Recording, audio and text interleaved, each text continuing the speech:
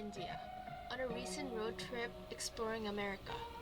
We were shooting things and exchanging ghost stories and laughing at similarities and differences between American ghost stories and Indian ghost stories. When I asked her if she ever experienced anything supernatural, her eyes widened as she averted her eyes to the window. Just when the silence was about to be too much for me, she softly responded, "Yes, a few. One is troubling. When I was a second year in college, I stayed at all-girl hostel. I made many friends.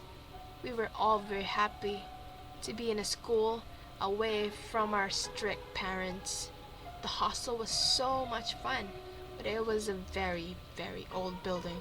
Electricity was only put in the rooms. Sometimes candles were placed along the windows if a watchman was present, but normally once you left the rooms, you were faced with complete darkness. It's common to wake someone up if you needed to walk down the restroom at the end of the hall.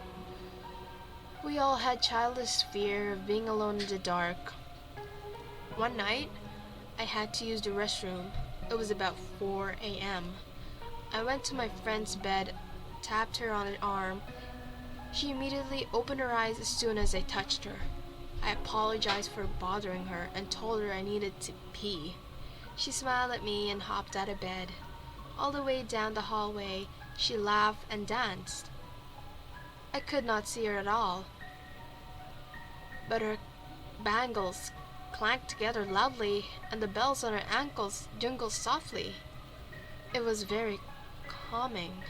I laughed and shaded my hips down the hallway with her, too tired to match elaborate arm movement.